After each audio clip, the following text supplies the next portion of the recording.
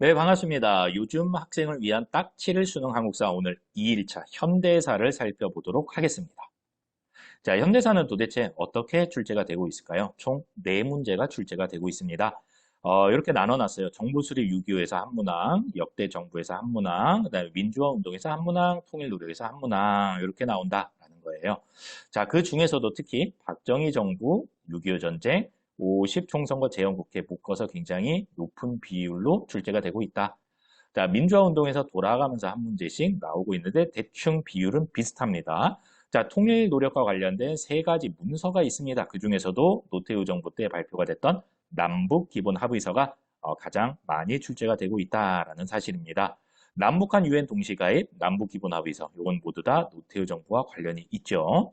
3.15 부정선거는 4.19 혁명과 관련이 있고, 남북 정상회담은 김대중 정부 때 6.15 남북 공동선언과 관련이 있습니다. 마지막으로 인천 상륙작전도 굉장히 크게 나와 있는데 6.25 전쟁의 대표적인 키워드다라고 볼 수 있겠네요. 자, 1945년에 우리가 해방을 맞이합니다. 해방을 맞이하고 나서 굉장히 어정쩡한 상태를 맞이합니다. 38도선을 기준으로 북쪽에는 소련군, 남쪽에는 미군이 주둔을 하게 되는 겁니다. 자, 그래서 12월 달에 이 어정쩡한 한반도 상황을 좀 해결을 해보자 라면서 러시아의 수도인 모스크바에 모여요. 미국 대표, 영국 대표, 소련 대표, 이 당시는 소련이었죠. 러시아가 아니라. 그래서 외무부 장관들이 회의를 합니다. 이 회의를 모스크바 삼상회의라고 부르는데요. 3가지가 결정이 납니다. 한반도 어떡할래? 오케이, 임시정부 수립해주자. 자, 임시정부 어떻게 수립할래? 일단은 소련과 미국이 다시 모여서 회의를 한번 하자. 그래서 미소 공동위원회를 개최한다라는 게 2번째 결정 사항입니다. 자, 그렇게 해서 임시정부가 수립됐다. 그럼 어떻게 할래? 아직 얘네들은 정치를 제대로 해본 경험이 없기 때문에 어느 정도 우리가 도와주면서 신탁통치를 하자. 이게 이제 3번째 결정 사항이었습니다. 특히 이 신탁통치 결정 때문에 남한에서는 좌익과 우익 세력의 대립이 굉장히 심해지게 된다라는 겁니다. 자, 어쨌거나 저쨌거나 1차 미소공동위원회가 열렸으나 잘 얘기가 되지 않아요. 무기한 휴회에 들어가게 됩니다. 그 와중에 아직 대통령이 되기 전인 이승만이 전라도 정읍에서 이런 발언을 합니다.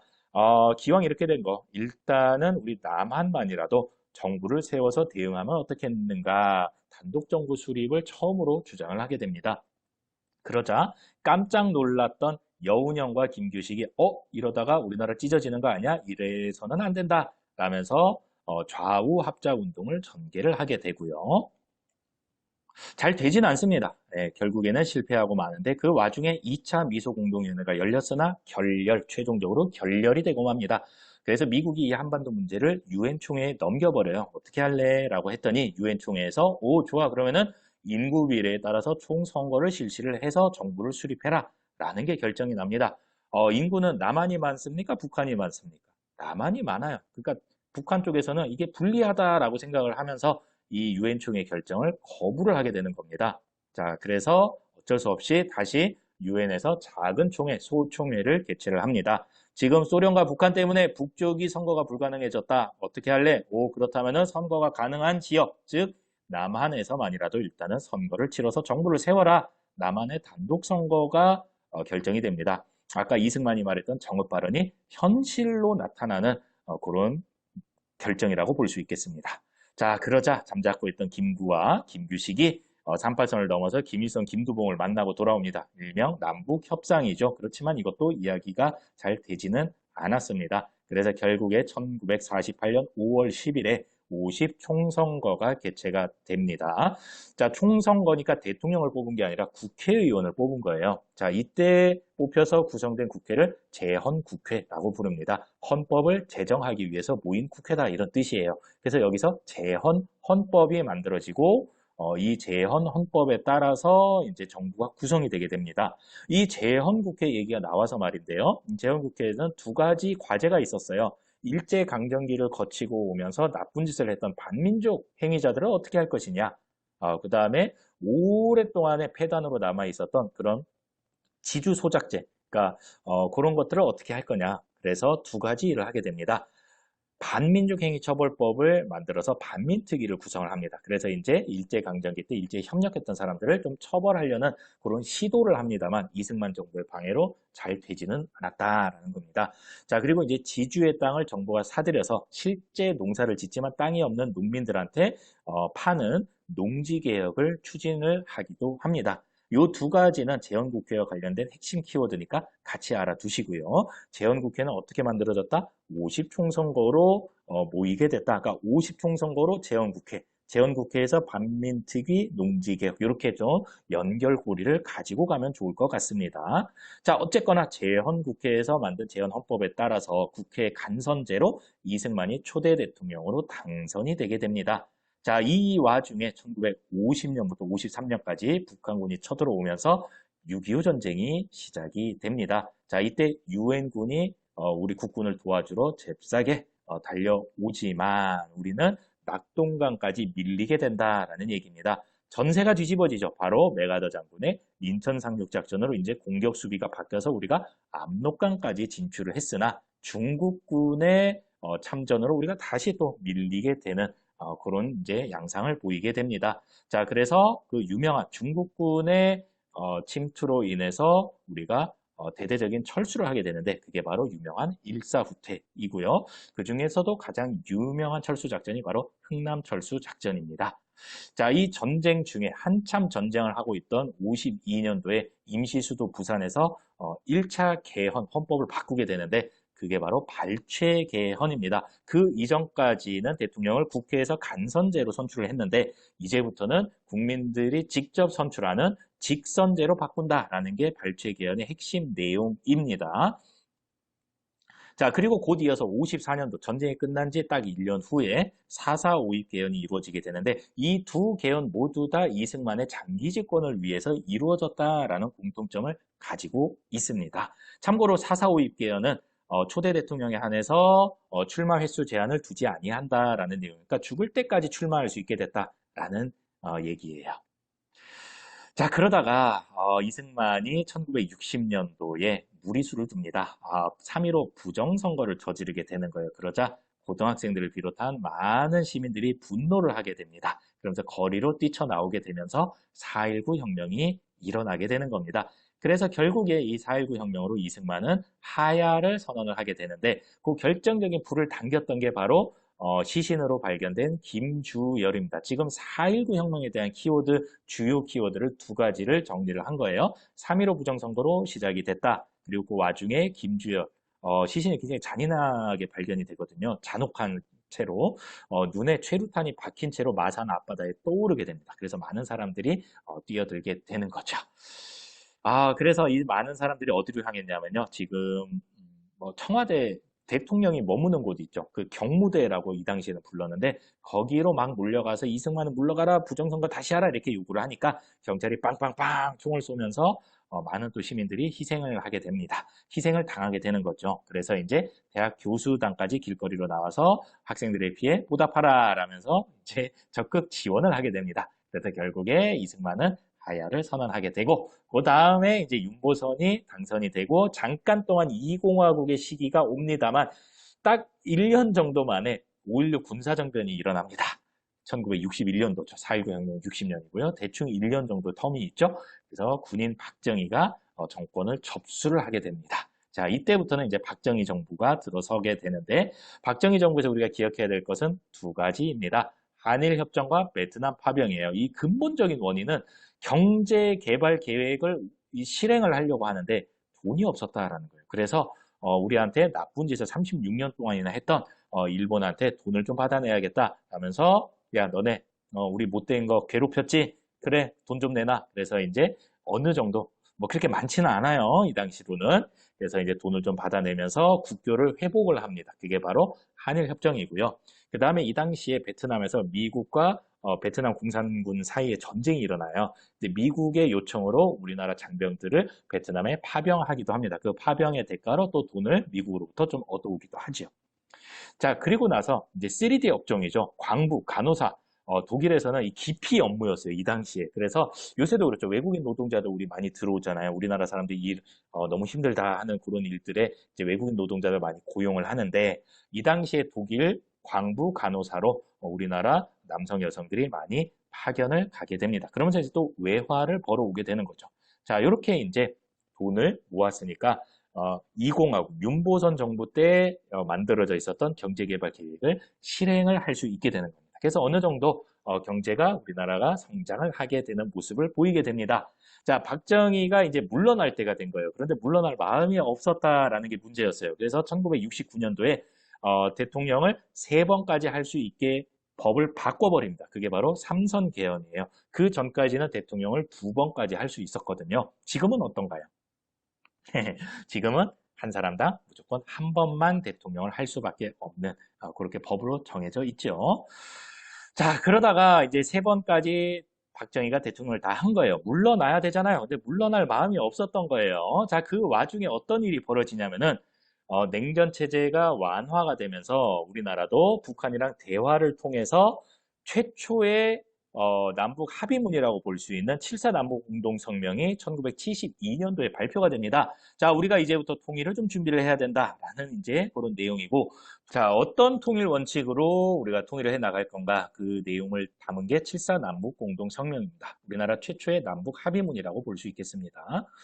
자, 그래서 우리가 통일을 논의하기 위해서 남북조절위원회를 설치하자라는 게 이제 합의가 되기도 합니다. 그런데 이게 잘 되지 않아요. 사람들이 너무 당황스러운 거예요.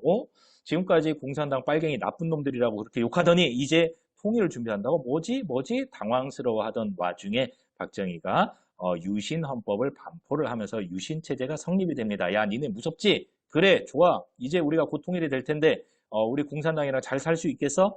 무서우니까 내 말 잘 들어. 이러면서 독재 체제를 극대화시켰던 헌법이 바로 유신 헌법입니다. 유신 헌법에 따르면요, 대통령 선거를 통일주체국민회의에서 간선제로 하게 됩니다. 자, 그리고 대통령에게는 일시적으로 헌법을 중단시킬 수 있는 막강한 권한, 긴급 조치를 내릴 수 있는 권한이 주어지게 되기도 하고요. 한마디로 유신 헌법이라는 것은 박정희 1인 독재 체제를 강화시킨 그런 헌법이라고 보면 되겠습니다. 당연히 이제 야당과 제야의 여러 인사들은 반발했겠죠. 그래서 일어났던 대표적인 선언문이 3.1 민주구국선언입니다. 유신체제에 반대하는 대표적인 사례라고 보면 되겠습니다. 자, 어쨌거나 저쨌거나 여러분들 박정희 하면 경제가 먼저 머릿속에 딱 떠오르잖아요. 경제가 발달하는 만큼 노동자들의 희생은 더욱더 커져가게 됩니다. 그래서 어떻게 합니까? 네, 아름다운 청년 전태일이 저기 동대문 평화시장 그 앞에서 분신 자살을 하고 말죠. 근로기준법을 준수하라! 라고 외치면서 분신을 하고 맙니다. 그러면서 많은 대학생들이 노동운동에 뛰어들게 되는 계기를 마련하기도 하고요. 농촌은 어땠을까요? 네, 이촌향도 현상이 심화되면서 농촌도 굉장히 가난하고 궁핍하게 살고 있다라는 얘기예요. 그래서 우리도 한번 잘 살아보세. 우리 부지런히 우리 마을을 가꿔보자. 라는 그런 운동이 일어나게 됩니다. 그게 바로 새마을 운동입니다. 자, 박정희의 18년에 종지부를 찍었던 것은 바로 부하 김재규에 의한 이제 12.6 사태인데요.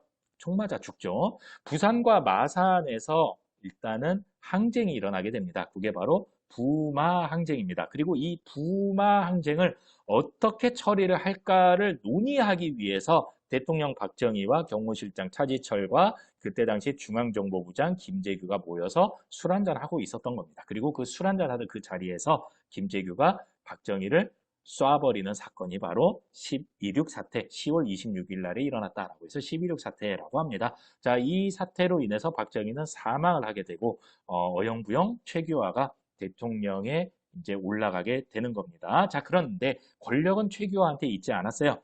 권력은 전두환, 노태우를 비롯한 신군부 세력에게 돌아갑니다. 12.12 사태로 모든 권력을 장악을 하게 됩니다. 작년에 개봉했던 서울의 봄이라는 영화가 이거를 잘 그리고 있죠. 작년인가요? 올해 초인가요? 잘 기억이 안 납니다. 아무튼 자, 그리고 이 신군부 세력의 권력을 차곡차곡 이제 강화해 나가자 5.18 민주화 운동이 광주에서 일어나게 됩니다. 자, 연도가 이제 1980년으로 넘어가게 되죠. 자, 이때 신군부는 계엄군, 우리나라에서 가장 정예 멤버라고 할 수 있는 공수부대를 광주에 투입을 합니다. 자, 그래서 계엄군과 시민군, 서로 맞서는 그런 형국이 일어나게 됩니다. 자, 이 당시의 기록이 유네스코 기록유산으로 등재되기도 했었다라는 얘기예요. 자, 앞에 보세요. 4.19 혁명이 있었죠. 두 번째 민주화 운동이 5.18 민주화 운동입니다. 한 20년 정도 차이가 나고 지역도 조금 차이가 나요. 4.19는 전국, 5.18은 광주 이렇게 한정이 돼 있죠. 자, 노태우 정부로 넘어가기 전에 전두환 정부를 간단히 또 정리를 안 할 수가 없네요. 자, 전두환 정부가 5.18 민주화운동을 진압을 하고 들어서게 됩니다. 이 전두환 정부의 끝을 냈던 게 바로 1987년도에 있었던 6월 항쟁인데요. 이야기 시작은 박동철로부터 시작이 됩니다. 고문을 받던 박동철이 사망을 하고 이 사실이 알려지자 6월 민주항쟁이 일어나게 되는데 사람들이 원하던 건 하나였어요. 대통령의 독재를 멈추기 위해서는 우리 손으로 대통령을 뽑아야 된다. 그래서 직선제 요구를 합니다. 그랬더니 전두환이 4월 13일 날 TV 앞에 나타나서 본인은 헌법을 바꿀 마음이 없습니다. 현행 헌법을 지키겠습니다. 이렇게 이제 발표를 하게 됩니다. 그게 바로 4.14 호헌 조치입니다. 자, 그래서 사람들이 호헌, 철폐, 독재, 타도 외치면서 거리로 뛰쳐나오게 되는데 그 와중에 연세대학교에 다니고 있던 이한열이 경찰이 쏜 최루탄을 머리에 맞고 쓰러져서 사경을 헤매게 됩니다. 결국은 이제 사망을 하게 되죠. 자, 그 와중에 60 국민대회가 열리기도 하고요. 결국에는 신군부 전두환의 후계자라고 할 수 있는 노태우가 6월 29일 날 직선제로 개헌을 하겠다라는 민주화 선언을 발표를 하면서 이 6월 민주항쟁은 국민들의 승리로 끝이 나게 됩니다. 그래서 결국에는 어떻게 되죠? 우리 손으로 지금까지 대통령을 뽑을 수 있게 됩니다. 자, 그런데 그때 당시에 김영삼과 김대중이 단일화에 실패하면서 어부지리로 노태우가 대통령에 당선이 됩니다. 자, 이 시기는 국제적으로 냉전체제가 해체되는 그런 시기예요. 그래서 우리나라도 중국, 소련, 북쪽에 있는 공산권 국가랑 외교를 적극적으로 하게 됩니다. 그러면서 남북한이 유엔에 동시 가입하기도 하고요. 한반도 비핵화 선언을 하기도 합니다. 키워드니까 잘 정리해 두세요. 그리고 세 번째, 남북 기본 합의서가 발표가 되면서 서로의 존재를 인정하자라는 그런 분위기가 이제 형성이 됩니다. 자, 노태우 정부 하면은 북방 외교, 남북한 유엔 동시 가입, 한반도 비핵화 선언, 그 다음에 남북 기본 합의서 이 네 가지 키워드가 굉장히 자주 나오니까 같이 알아두세요. 자, 다음 대통령은 김영삼입니다. 자, 김영삼은 경제와 관련돼서 좀 정리를 하면 좋아요. 자, 금융실명제가 실시가 됩니다. 금융거래를 할 때 반드시 실명으로 해라. 지금은 너무나 상식적이지만 그 전에는 막 차명으로, 가명으로도 할 수 있었거든요. 비자금이 많아지는 거예요. 그래서 금융실명제 하면은 김영삼 이렇게 좀 같이 정리를 해주세요. 자, 그 다음에 중단됐던 지방자치제가 전면적으로 실시가 돼요. 그래서 오늘날까지도 우리가 시장, 구청장 다 우리 손으로 뽑게 되는 거죠. 그 다음에 선진국 동아리라고 할 수 있는 OECD에 가입하기도 합니다. 그런데 1997년도에 우리가 외환 위기를 맞이하게 되고 IMF의 구제금융을 요청하기도 하는 그런 좀 안타까운 일이 일어나기도 합니다. 경제적으로 굉장히 힘들었던 그런 시기라고 기억을 해두면 되겠습니다. 그래서 예전에 국채보상운동처럼 나라 빚을 우리 손으로 갚자라는 금모으기 운동이 김대중 정부 초기에 이제 일어나게 됩니다. 그래서 우리가 생각보다 빠르게 이 IMF로부터 빌린 돈을 갚아버리게 되지요. 자, 김대중 정부로 이제 넘어왔는데요. 김대중 정부는 대북 정책 위주로 좀 정리를 해주세요. 자, 금강산 관광, 지금 북한에 있는 금강산이죠. 이 금강산 관광을 시작으로 여러 가지 햇볕 정책이 추진되게 되는데 햇볕 정책, 북한을 조금 따뜻하게 대해주겠다. 대화와 협력을 통해서 북한, 고립돼 있는 북한을 국제사회로 좀 나오게 하겠다, 스스로 나오게 하겠다라는 정책이라고 보면 되겠습니다. 그 와중에 최초의 남북정상회담이 2000년도에 개최가 되고요. 이 남북정상회담의 결과로 6.15 남북공동선언이 발표가 됩니다. 자, 그리고 추가적으로 경의선 복원에 합의를 하기도 하고, 그다음에 개성에 우리 남한의 자본을 투입을 해서 공단을 만들자라는 개성공단 합의도 이때 이루어지게 되는 겁니다. 자, 여기까지 현대사를 정리를 했습니다. 도움이 됐습니까? 네, 그러면은 구독과 좋아요 부탁드립니다. 감사합니다. 안녕.